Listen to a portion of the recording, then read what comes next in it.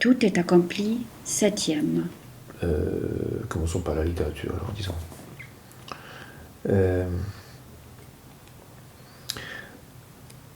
Le propre de la littérature, effectivement, c'est de partir de la lézarde, c'est-à-dire de ce qui est raté, de ce qui boite, et de le réorienter vers ce qui est toujours parlant dans ce qui est raté et dans ce qui boite. Et d'une certaine manière, la littérature, elle est justement entre la lézarde dont elle part et elle marche vers l'axe de la parole. Elle a comme orientation l'axe de la parole, le cœur de la parole. Et d'une certaine manière, le cœur de la parole, c'est le centre vide du royaume. Donc la littérature, elle a cette particularité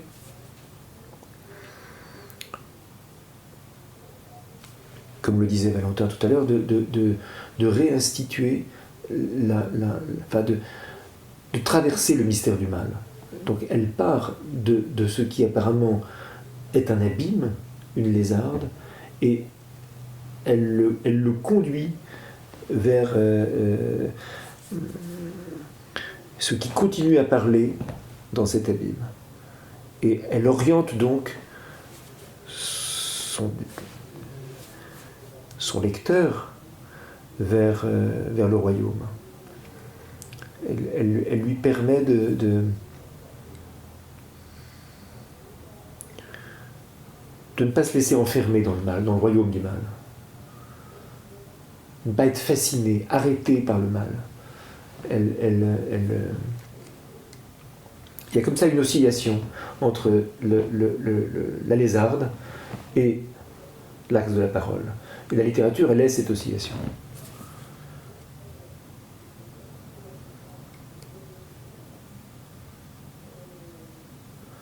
Donc elle est liée à ce qui, dans la parole, relève de l'indemne. Et donc à ce qui, dans la parole, n'est pas soumis à l'infernalité. Et en même temps, elle prend en évidence, elle parle de ce qui relève du mal. Donc elle parle de choses qui ont à voir avec la damnation. Elle parle de la damnation, elle parle même presque que de ça. Et en même temps, elle le fait depuis la possibilité,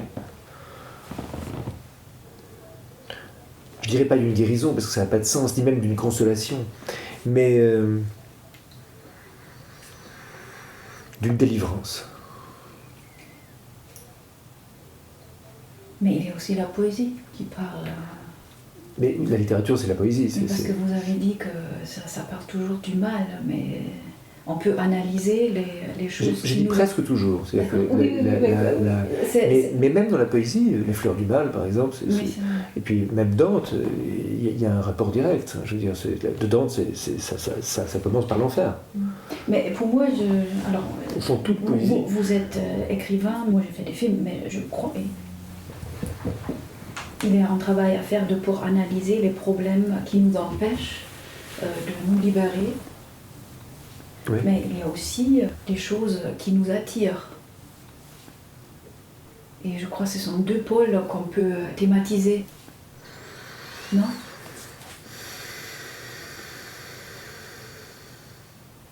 Non, parce que je pense que ce qui est réellement de l'ordre de l'indemne dans la parole, c'est pas quelque chose qui soit thématisable en tant que tel. C'est quelque chose qui doit nous orienter. C'est quelque chose vers quoi on doit être tendu.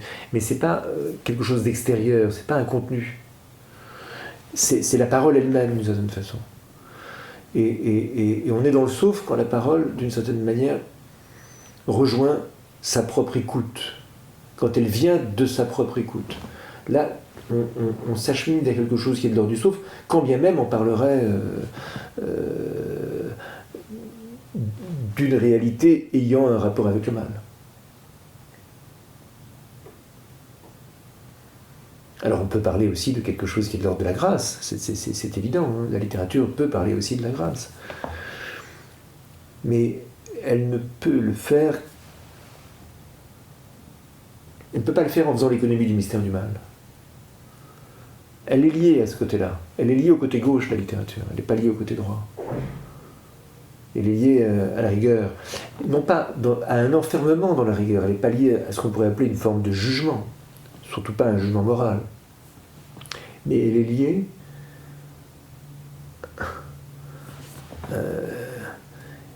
à la possibilité du mal.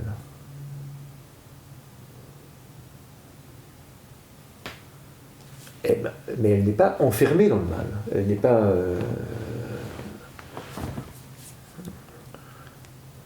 complaisante à l'endroit du mal. Elle n'a pas à l'être. Et encore moins maintenant qu'aujourd'hui. Enfin, encore moins aujourd'hui qu'avant. Parce qu'effectivement, on peut dire qu'au XVIIIe siècle, à la fin du XVIIIe siècle, et durant tout le XIXe et même une grande partie du XXe, la littérature, elle a fait un pacte avec le mal, d'une certaine façon. Elle est devenue absolue en faisant un pacte avec le diable. Mais quand le mal est devenu le soubassement même du monde, quand la destruction est le soubassement même du monde, ce pacte n'a plus lieu d'être. Le négatif, d'une certaine manière, il est le soubassement du monde. Donc la littérature ne peut plus faire fond sur le négatif. C'est ça aussi qui est radicalement nouveau. C'est-à-dire qu'un écrivain qui voudrait en remettre sur le mal, ça serait par définition vain. C'est pas intéressant en tant que tel. Sur le plan littéraire, ça n'a plus aucun sens. Cette position qui était celle, on va dire, du nihiliste actif au début du XXe siècle, position d'Antonin Artaud, d'André Breton, et qui, chez eux, est parfaitement légitime, ou de Georges Bataille, et chez eux, est non seulement légitime, mais licite, intéressante, et d'une certaine manière, pour nous, source de provision de relance, source d'inspiration, encore aujourd'hui. Mais ce n'est pas quelque chose que l'on a à prolonger en tant que tel. On ne peut retrouver cet élément, c'est-à-dire on ne peut rouvrir l'histoire de la littérature qu'en opérant un déplacement. C'est-à-dire que ce qui est aujourd'hui à atteindre, ce qui est vraiment le plus intéressant, c'est l'indemne, justement. Mais l'indemne, on peut le trouver aussi au cœur enfin, enroulé avec le mauvais. Pas au cœur du mauvais, mais enroulé avec le mauvais. C'est pas quelque chose qui se donne en faisant l'économie de la méchanceté. Ça, c'est très vite le faux bien. Et le faux bien, c'est un moment du mal. La vérité du faux bien, c'est le mal.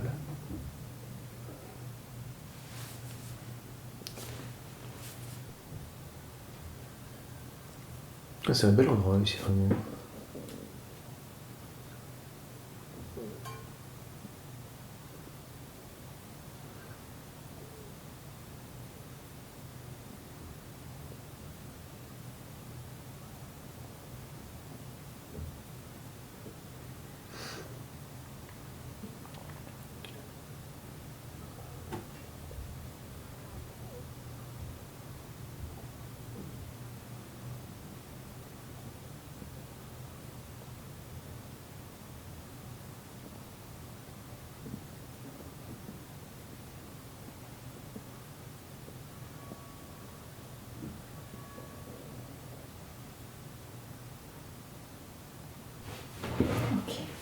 Alors. C'est drôle, on dirait la Chine, la plante qu'elle a. Ah oui. La lettre hébraïque, le Chine. Ah d'accord, c'est vrai. On dirait, hein. Est-ce qu'elle a une signification Elle a plein de significations mystiques, il faudrait voir précisément, mais comme toutes les lettres hébraïques, elle a une signification énorme. Elle est d'ailleurs en couverture du livre de Cassagena Trivedi sur la parole qui brûle. Alors, après, sur Galilée, il y a des choses à dire. C'est important le nom de Galilée, Galiléen, des Galiléens, etc. C'est très important, mais il fallait d'abord expliquer ce qu'on peut le faire maintenant, mais c'est son geste propre. Donc, ce qu'essaie de faire Galilée, essentiellement, c'est bon, il met à bas le cosmos aristotélicien, qui est un cosmos hiérarchisé. Et donc il y a un monde sublunaire, un monde supralunaire, et c'est pas les mêmes lois. Lui, il met ça à bas et il crée un espace homogène espace homogène auquel il va appliquer la géométrie euclidienne. C'est ça son geste essentiellement. À partir de là, le monde se donne comme entièrement mathématisable, géométrisable. Et du coup, on peut en faire un usage déterminé. C'est-à-dire qu'on peut en user et en mésuser. Le monde devient en quelque sorte instrumentalisable. C'est-à-dire qu'il a pris comme présupposé que le livre de la nature est écrit dans une syntaxe qui serait la mathématique. Et que donc celui qui connaît cette syntaxe a accès au soubassement même du monde et peut, d'une certaine manière, mettre la main sur le monde. C'est ça le projet de la science, d'une certaine façon. Alors pour Galilée, c'était pas du tout dirigé directement contre l'Église, au contraire. Lui, ce qu'il voulait, c'est que cette science nouvelle soit en quelque sorte accréditée par l'Église et puisse se déployer sous le manteau de son autorité. C'est ça qu'il avait en vue. Il était en fait le publiciste d'un groupe qui s'appelait les Lynx et qui était lié au Sacré Collège. Il y avait des princes, il y avait des cardinaux, c'était pas du tout des gens qui étaient coupés du système ecclésial, au contraire. Mais le cardinal Bellarmin en 1616, au moment du premier procès, a parfaitement compris que ce qui était en train de se mettre en place, c'était un transfert de puissance d'une catholicité chrétienne fondée sur l'impossible, comme Valentin l'a dit, c'est-à-dire sur la résurrection, sur le fait qu'on puisse traverser la mort, à une catholicité scientifique fondée sur la nécessité. C'était sur un a priori mathématique, sur des formes mathématiques. C'était un véritable changement de paradigme, mais en même temps,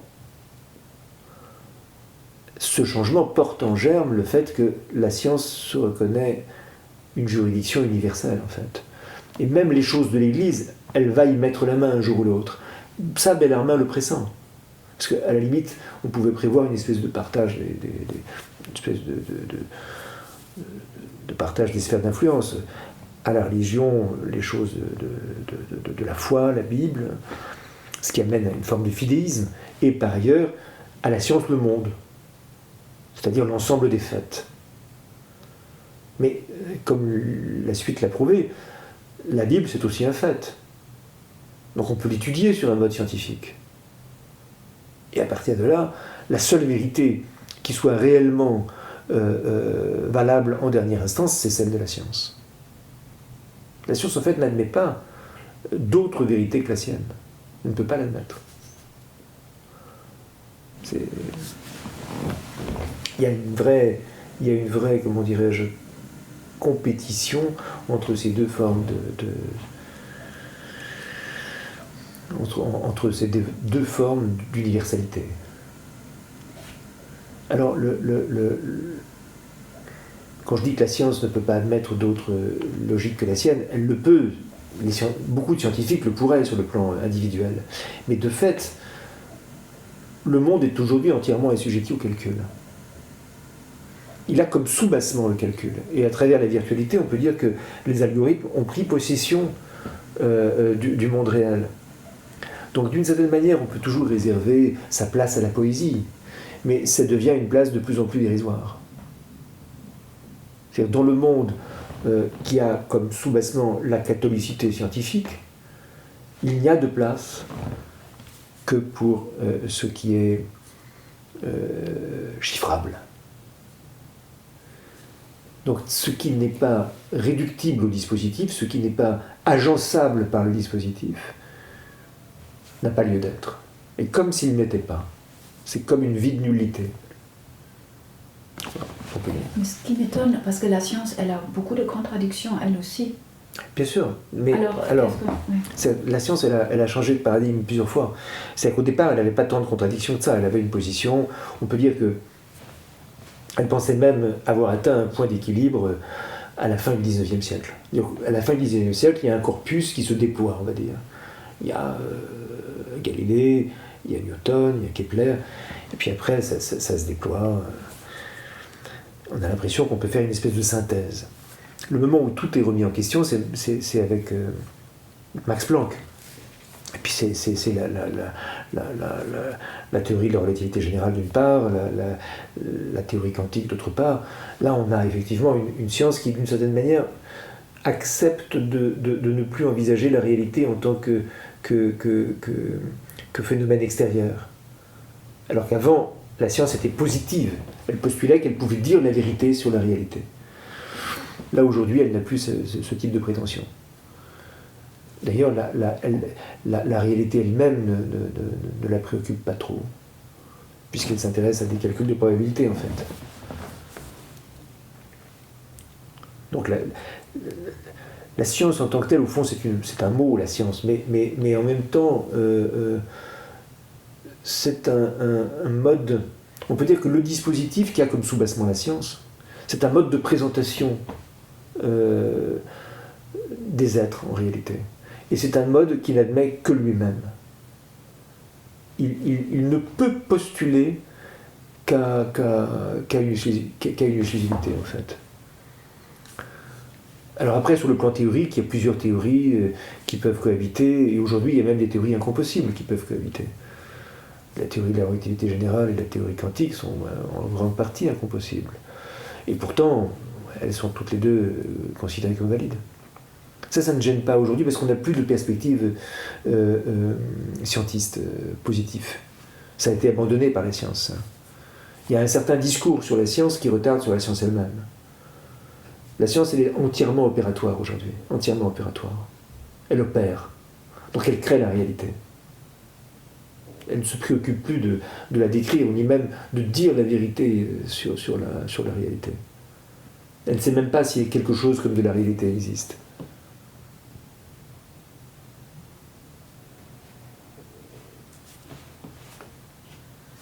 Vous avez bien dit, tout ce qui n'est pas calculable, il n'est pas là. Non. C'est ça. Aujourd'hui, ce qui existe, c'est ce qu'on peut agencer. Et ce qu'on peut agencer, c'est ce qu'on peut soumettre à la théorie de l'information. C'est-à-dire, effectivement, il faut que ça soit traductible dans la langue des algorithmes. Donc, traductible dans une langue qui est celle du calcul. Et tout le reste N'existe pas, ne compte pas. Refoulé. Mais dans le reste, il y a nous-mêmes. En fait, c'est ça qui est paradoxal.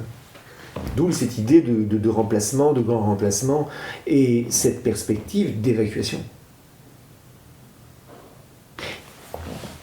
Il y a dans la science une dimension charitable, disait Glenn Gould, et ça peut se concevoir. Mais il y a aussi une dimension de méchanceté. Il y a une méchanceté inconsciente de la science.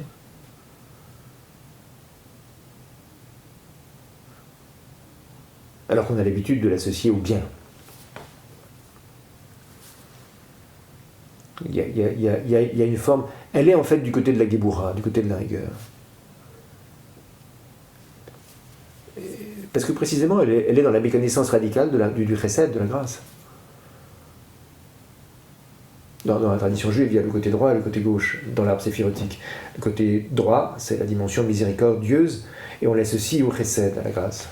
Et le côté gauche, c'est la rigueur. C'est à la fois le crime et son châtiment. Ils sont du même côté. Le juge, le policier et le criminel sont du même côté. Est-ce que ça commence pas avec l'idée de vouloir comprendre? Non. Alors, là, ça c'est beaucoup, mais je crois que c'est... Non, je pense qu'il faut comprendre. Oui, je pense que voilà. c'est très important de comprendre. Vouloir comprendre, mais vouloir comprendre, c'est sûr aussi très souvent un truc de pouvoir. Non, voilà. C'est pas vouloir comprendre le problème. Le problème, c'est vouloir saisir. Mais plus profondément, c'est vouloir prendre... C'est tordre le cou à l'indisponible. C'est ne pas supporter qu'il y ait de l'indisponible. Parce que c'est normal de comprendre, c'est même la moindre des choses.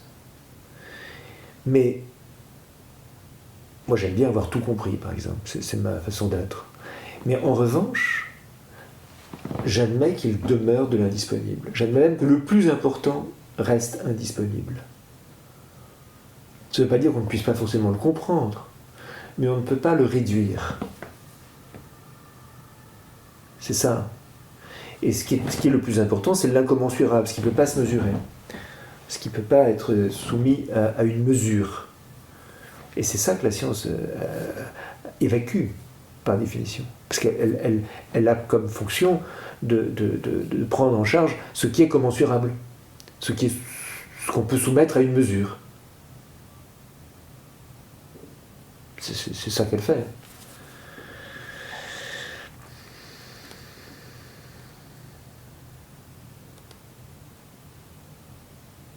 Est-ce qu'on a parlé du pèlerinage de Galilée à Lorette? Je crois pas. Il me semble pas. Hein. Attendez, alors. Non, ça tourne. Alors l'une des choses les plus curieuses, c'est que Galilée donc opère sa révolution, on va dire, et parallèlement Descartes conçoit sa révolution métaphysique.